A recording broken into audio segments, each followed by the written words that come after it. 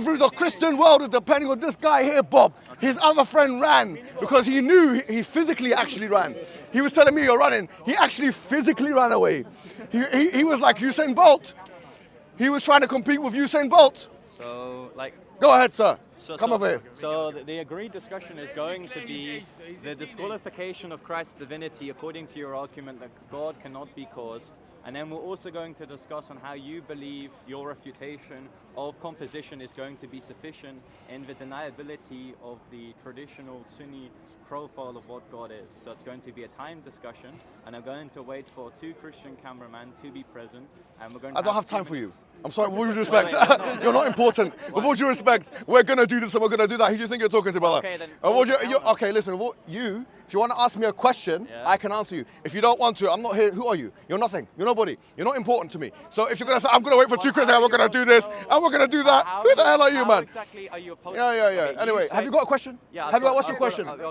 What's your question? No, Okay. what's your question? Do you believe that through natural theology we can come to the conclusion of your doctrine of what you consider Allah?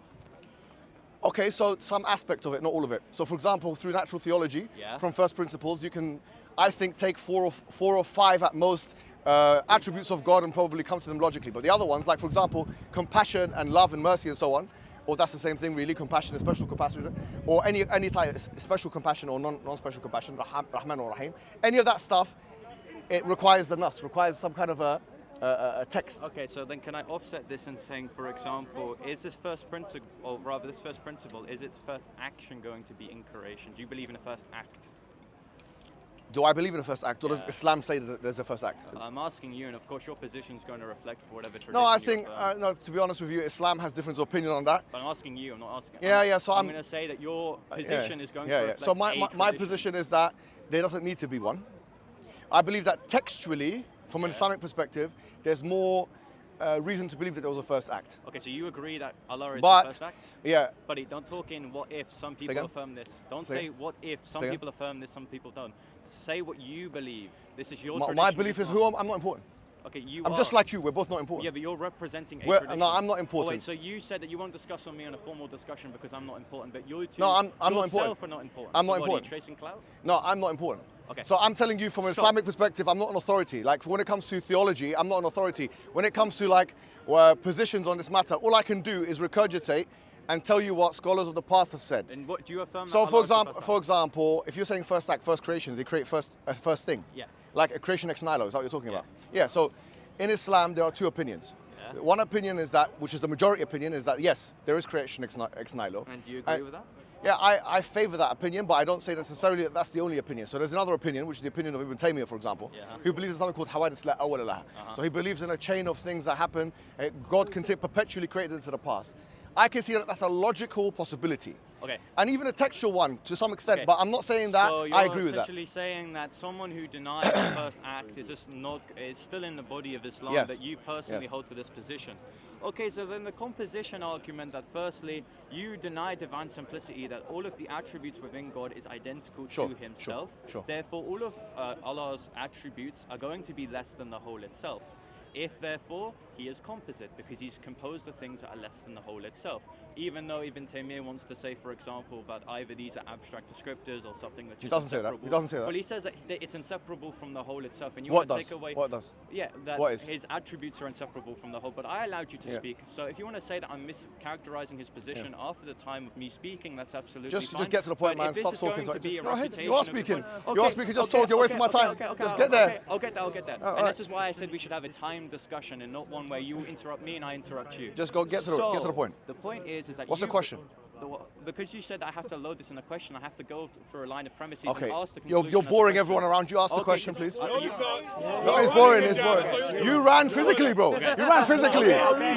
You actually ran physically. Look at me. I am very still. I very much want to talk to you. Sure. And in fact, I propose that we have a time discussion. All right. Does someone want to time it? 1 minute. Okay. 1 minute. Does someone do that? And the agreed discussion, for the sake of the camera, is firstly your issue or contention with Christianity that Christ cannot be God because he has a cause. And then my argument to you is going to be that your God cannot be the God of natural theology because you reject divine simplicity, therefore implying that your God is composite and the first act is going to be composing himself. Do you accept the fact that in Christianity there are different views on divine simplicity? Yeah, and that's kufar.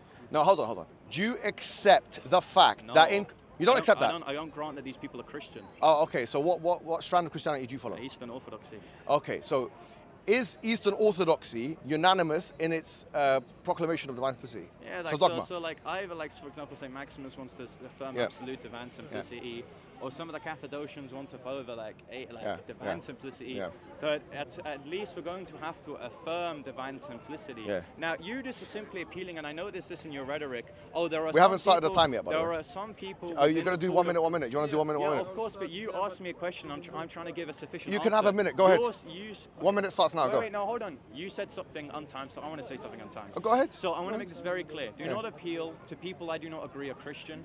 You can say, oh, these people claim Christianity. Protestants are not Christians. I would say that there is a second-fold term that we could use. For example, there is a colloquial term that we can call these people Christian because they attempt to follow the faith of Christ, but they don't actually follow Catholics? Legitimate. No, of course they try to, but they're not. Okay, can I ask you a question then? On a serious, because you seem to be reading on these issues and whatever, yeah? So, okay, divine simplicity, right? Now, let's say, for example, look at Thomas Aquinas. Thomas Aquinas. I don't agree with Thomas Aquinas. No, but he believes in divine simplicity, and he's one. But like, do I? No, I understand. Do I take that he's going to come to the conclusion of divine simplicity? I haven't asked a question. I haven't asked you a question. Okay, so the question is going to be on an individual I don't care about. Go ahead. Okay, no problem. But what I'm saying is that he divided the attributes of God into univocal, equivocal, and analogy. Do you accept that distinction or not? I mean, in terms of, for example, his understanding of Scripture when it says, for example, like God. Do you understand these distinctions? Do you understand this or not? Yeah, but like, I want you to argue why I should take Thomas Aquinas as a source. No, I'm not. That wasn't my question. Yeah. My question was not that. Listen, I don't have to concern myself with Aquinas. That's the point.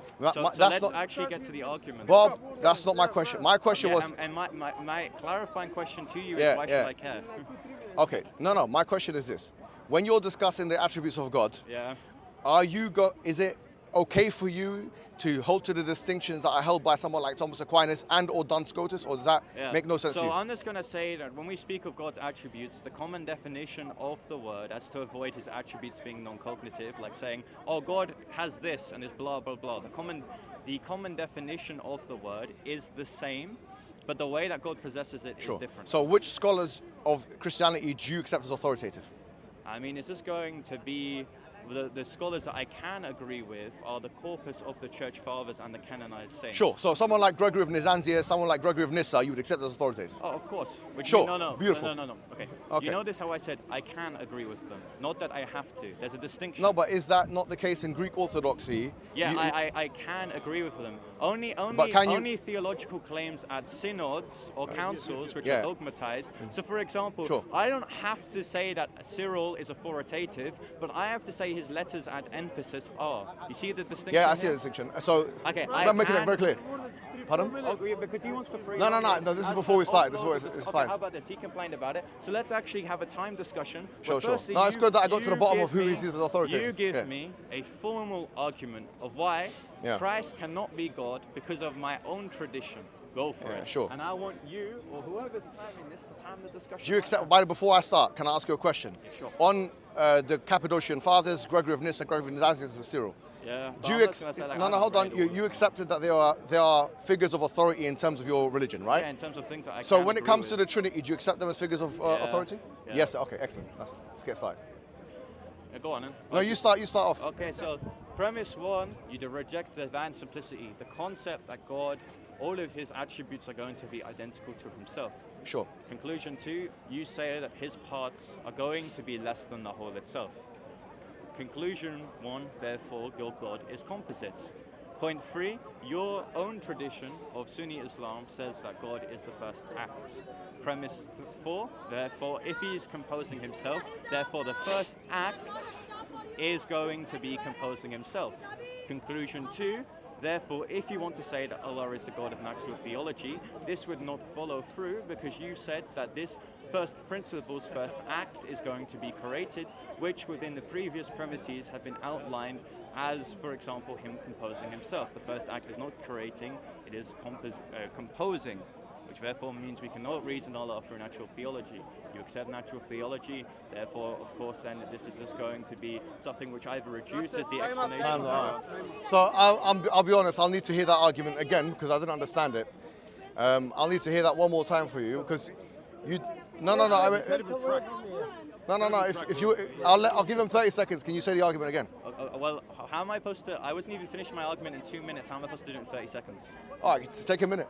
Okay, so take 2 minutes, like the agreed upon. No, take 1 minute. Take 1 minute. You can speak. Well, how about this? For the simple child discussing with me here, we go premise by premise in an untimed situation because I'm not going to have less than 2 minutes to talk in an argument I hadn't even been able to finish. Okay. So you reject divine simplicity, the concept that all of the attributes within God is identical to himself. Premise 2, you say that the attributes of God are less than the whole itself. Conclusion 1, therefore your God is composite. Conclusion 3. Why does that follow? Because if he is composed of things that are less than the whole itself, therefore we can pick out things which are going to be really distinct from him, which are less than him, which means that they're going to be things that are comprising himself. No, say that again. Okay. Say it again. So what we Premise 1, you said that you reject divine simplicity. So hold on. Now, I want to make this very clear. Let's get this started. discussion is not going to be Mohammed Hijab saying, what is this, define this. All right. It's going to be that he literally said in his refutation of divine simplicity that he understood the argument and it's weak. So he knows it, don't be disingenuous and don't play a definition game because I'm really not here for it, mate. So you know what I'm saying. So don't be disingenuous to yourself. All right. Continue. All right. So he is attempt. Here's the thing. I've heard it very clearly, and I can tell you for a fact I've been doing philosophy for a very long time. And I'll tell you what, he has not actually put together an argument. Okay. He has put together. Wait, hold on. I can tell you that I've heard him twice now because I wouldn't have said this unless I heard it twice. He said, you believe in such and such, therefore such and such. That's not how a syllogism works at all. That's, by the way, with all due respect, no, that's not how it works. No, it's not. You don't know how to construct a syllogism, okay? You can't say you believe in this, therefore this. Doesn't work like that. It has to be, okay, so you're going to start from a general, go into a specific, and hold on. You have done a bad job in creating an argument. Listen. Okay, hold on. Let me speak. You spoke. Are you being timed right now? Is he being timed right now? Is he being timed right now? Oh, time me. Okay, time it. Because here's the thing. I don't like when people transition time to untimed discussions because you just want to have the talking because you think you're the main man. Okay, all right. Do you want to press the button? All right, start again because I haven't started yet. See, divine. No, hold on. Don't get involved. You ran away. Please don't get involved. Don't get involved. One at a time. Do you need 2 on 1? Is that how it needs to be? I can't speak to 2 people at a time. I can't speak. It's not physically possible to speak to 2 people at a time. All right. So are you ready? Yeah. Okay. So let's start with the first thing he said, which is the only thing really intelligible that he said, which is that the proposition of divine simplicity indicates that when you say that something is an attribute of God, is saying that that's identical to the essence of God. That is what the Mu'tazilis believe, by the way, and that is what Thomas Aquinas believed. Hold on. I'm just speaking to myself. No, don't get involved in my conversation. Yeah, I know you're trying to get rude. Don't get involved. Yeah. So the point is that if that's the case, you have to admit today that God is not love. You know why? Because if God is love, is identical to the essence, God's love is also identical to what? To the law of identity, is also identical to his knowledge. So God's love is God's knowledge, and God's knowledge is God's power. You must admit to this. And if that's the case, you believe in a God without attributes. You are, as many Christians would say, pretty much an atheist, because you believe in a deistic God, a non-personal God, a God that can't love, a God that can't be merciful, a God that can't be powerful, a God that, because these things, these descriptors and attributes, when you say that God's power is identical to his essence, if God's power is identical to his essence and his knowledge is identical to his power, it follows God's power is God's knowledge. It follows God's power is God's love. It follows God's power is God's compassion, and so on and so forth. Therefore, you have to admit today that you don't believe in a God that loves. Go ahead and do it. Okay, so is that you conceding time? Okay, good. So your argument, so notice how he didn't really respond to the argument and that we're just moving arguments. I thought we would agree to a structure of we point to one argument, then we point to another once the one has either been refuted or conceded to. But let me entertain it, then also go back to the argument at hand. And why is he looking like he's part of Incredibles right now? We'll never know. So, the first point is that anti-reflex identity does not work within the Trinity. Just as much as, for example, when we say the Son is God, we do not therefore say that whenever we're talking of God, we're talking of the Son, just as much as we say Muhammad Hijab is human, but when we pick out humanity, we're not talking about Muhammad Hijab. That is anti-reflex identity, my friend, and it does not work in the case of the Trinity. My second point is again going to be that we can be apathetic about these things within a syllogism. We can say that because you do not believe in X, therefore you're going to have the position which entails Y. If you reject that God is not composed of parts, therefore he is composed of parts. Do you see the point here? If you reject a negative, therefore you're going to affirm the positive, that is that God is composed of parts. Now the reason why you believe in this is because the essence of God is going to be comprised of things which are less than the whole itself. So he didn't answer my question. He has not conceded to the fact that if you say that God's power is identical to his essence and his knowledge is identical to his essence, it follows that his knowledge is identical to his power by the law of identity. That is a logical law. In fact, one of the most foundational, propositional, logical laws. He's talking as if he's making some kind of an argument. He's not making an argument. He has not conceded to the fact that on his view of divine simplicity, he must acknowledge that God does not love. God is not loving. When you say God is loving, you're using that as a descriptive. It's not actually talking about something with ontological status within God. So he has to now acknowledge, before we move forward, he has to tell me, yes, when I say God is love, when Christians say God is love, according to divine simplicity, it's not true that he's actually love in an ontologically real sense. It's just some words we say. So that would mean that according to us, God is really love, and according to you, God is not love. So let's make that clear first, and then we can move on to other things. Please go ahead. Okay. So I want to demonstrate that supposedly this very foundational principle of identity is just going to pull him into extreme positions. So Hijab, during my time, I want to ask you a question. Hijab, you're a human, yes? Hijab, stop filming for your OnlyFans for a minute and answer You've got your time, be quiet and speak. So, Hijab equals human. Human does not equal hijab. I wonder why. Because anti-reflex identity does not work in the case of the Trinity. Just because hijab is human does not, whenever I say this individual here is a human, he is therefore hijab. I wonder why. Because identity does not work in this way. I can be identical to the divine essence, for example, whilst also, for example, possessing hypostatic properties. Hijab can be identical to humanity, whilst not everyone who is human be identical to hijab. So can you concede that this concept of identity is not sufficient in all things? Then I can make the argument for why, in the case of the divine essence, it also does not follow. So I want him to at least reiterate what I said, because he did not answer my question when I said that I was going to allow him to speak in my time. Now can he stop posing for his OnlyFans? I'm 16! Well, I know you're 16. You sound like a 16-year-old. Hijab and pedophilia. They go hand in hand. You're the one touching him, boy. You're the one touching him. You keep touching him. Touching him, but you want to watch him? You're touching him. Anyway. Whatever, Hijab. Anyway, the point is this. All day. Okay, thank you very much. Is it my time? Is it my time? Yeah. All right. A moment ago, he was shaking his chest in front of you.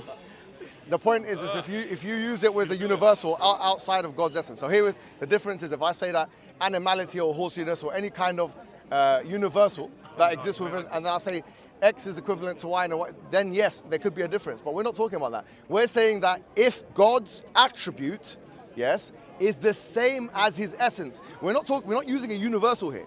This is not a genus or a universal that a nominalist can say in his conceptualizing is some kind of thing which is abstract from God. We're saying we're using God to compare him with God. So I'm saying that according to divine simplicity, this is what they say. The divine simplists say that the attribute of God is equivalent to the essence of God.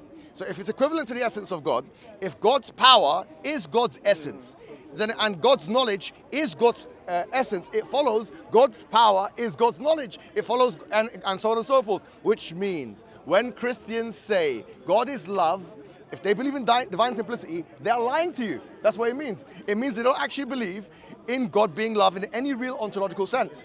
That's it. So can you concede that? Can we move on now? Because like you haven't really argued for why the argument follows, right? You're just bringing a case of identity, that being anti-reflux identity, then already assuming it applies to the Trinity, by then saying an arbitrary criteria of this identity being in play is that a universal has to be the thing that we're talking about. I again don't have to concede to this, you have to argue for it. You notice how for someone that was picking out my poor debating skills, he already runs from an assumption, from an argument he's already ran away from. He ran away initially from an argument against composition, then ran to my position whilst having an argument that assumes a principle of identity to which I don't agree to. So I want hijab to argue for why this thing actually follows. You were just being apathetic and saying it's not in the case of a genus, therefore it has to be in the case of a particular, for example, that anti-reflux identity does follow. I want him to argue this. You just said I can't play on negatives in order to pose a positive, therefore he has to do the exact same thing within his argument. Now, again, why does he keep on posing? I want to know. I don't want to talk about pedophilia because it's a moral argument. Time's up, man. You can talk about pedophilia you like. That's what they do when they lose debates. That's not pedophilia. Okay, let's get started. Look, at the end of the day, I was making it very clear, all right? If you believe by the law of identity that God's power is God's essence and God's knowledge is God's essence, it follows God's power is God's knowledge. This is in a GCSE way for you to understand. I know you're a GCSE student. I remember this one. Trust me, if you are my A-level student, and I know I've got 6 degrees, one of the most qualified men in the world, actually. But having said that, that sells fake degrees. No problem. Put that to the side if you think that. Go and ask the University of Oxford. Go and ask the University of Birmingham yourself. No problem. No problem. Here's the thing. If I was teaching him in school, I'd give him a C+ for effort. Your face. You get a C+ for effort. You get a C+. Yeah, you can. You can be an extra. I'm an actor. You can be an extra. Hollywood, baby. You can get the hot water in the coffees and stuff like that. But here's the point. Yeah. The point I'm making to you is, if you can't concede this, we could just move on. I didn't say anything about the Trinity. It gets worse if we talk about the Trinity. Way worse. Way worse. But go ahead and tell us that God is not love. Go ahead. Well, no, because again, okay, listen, okay. He's saying that this principle of identity, which he hasn't even named, by the way, he's just saying this thing of identity that everyone knows about in GCSE level, that he hasn't argued for in the case of the Trinity, follows that therefore he does not possess attributes. Again, what I'm contending is the fact that yes, I agree that these attributes are identical to God's essence. I do not believe, although, that that God is going to equal his attributes. It's anti-reflux identity. Hijab is human. This guy's human, he's not hijab. That's the point. You have to argue these principles whenever you apply it to a particular thing. You've just been apathetic. It is not in the case of a genus or a universal. We're talking about a particular, therefore it follows. It doesn't. You're just saying in some cases, in this case, it works. Therefore, if it's not this case, it shouldn't work. It's not how you do debating, my friend. It's a false assumption. You want to move on because you've got poor rhetoric. So far, we've moved to Allah that you believe can be proven of its own merit. Time's up. Look, now it gets worse because I'm going to put him to bed now, sleep, and maybe he's going to get some sexual thoughts. Sorry to say when I say this because I know he loves pedophilia. But here's what I'm going to say. Be quiet, my friend. Be quiet. You keep talking about pedophilia every time you see me. I don't know what the situation is. I don't know. Sure, I'm not going to bring my kids here. I'll tell you that for sure. I mean, this guy here keeps talking about pedophilia. But anyway, the point. Let me start my time. The point I'm making to you is now. We've said this, and he tried to defend it, and he has no defense. Because the thing is, he's in a dilemma. If he says that these are actual attributes with an ontological status, then he affirms the kind of composition he wishes to deny. If he says they're not, then he actually falls into a kind of collapse of attributes, which leads to not believing in any of the attributes, including God's love, which means you can't, as Christians, say that God is love. Now, Muslims can say it, so I don't know why you haven't admitted it. Number one. Number two is this. It gets even worse when you go into the Trinity. Do you know why? Because if you say that the Father is God, the Son is God, and the Holy Spirit is God, in that sense, if they are all God in distinct personas, as they say, and as Gregory of Nyssa and Gregory of Nazianzus and his Cappadocian authorities say, I don't know how it could be the case. How could it be the case that you believe in 3 in 1 and 1 in 3, but you don't believe in parts of God? It's absolutely ridiculous to postulate that. You don't believe in, you believe in no composition, but you believe in a Trinity. Try and square the circle for me, my friend. Okay, so again, and he's brought up the essence as it pertains to the substantiations, i.e. the persons. So, Hijab, please answer this question in my time. Hijab, No. are you equal to humanity? Are you a human? Do you want to answer me? Yes. Because I can, okay, he's running this argument. The Son is God. God, therefore, is the Son. The Son is not the Father, because then you either lead into composition or you lead to polytheism. Although we reject polytheism, we say there's one God, therefore it leads into composition. But I want to ask him this, and this makes very perfect sense. Hijab is a human. JC is a human. Is JC Mohammed Hijab? No. Because there's a thing called anti-reflux identity, which I've been begging for him, like all the children that he wants to say can marry adults, for him to say that why does this not work in the case of yourself, but works in the case of the Trinity? Please! Why is that not polytheism? Is it time? Don't worry, He's got a bit of time. Okay. Again, don't be a coward for Allah and resolve the issue of composition. I want you to answer why you affirm that the first act is Allah, whilst also the first action of Allah is to compose himself. Kids nowadays have very little respect. No problem. Let me put this aside. Yeah, I know you do. Oh, shut up. It's embarrassing. Look, here's the thing. Yeah, what he's describing, as I mentioned before, I don't think he's been paying attention. He's C grade now, but he can become a B grade if he listens a little bit closer, right? Because here's what I'll say to you. Listen to what I'm saying to you. When you're dealing with a particular and a universal, it's different to dealing with two things with supposedly the same ontological value. So if here, for example, if you say that God's attribute is God, we're talking about God's attribute, we're assuming God's attribute has actual ontological status. And then God's essence has actual ontological status. A nominalist or a conceptualist would say that a universal does not have an actual, maybe a conceptualist will, but definitely a nominalist will not say they have an actual ontological status. There are social constructs in many ways. So if you say that this person is a human, this person is a human, it's not the same, because we're talking about here with attributes and essence distinction, both of which are meant to be real in God. So my point to you again, do you concede, considering this response, do you concede that according to your idea of divine simplicity, God is not loving in a real ontological sense? Yes or no? Wait, okay. So again, so firstly, he's assuming that he's assuming that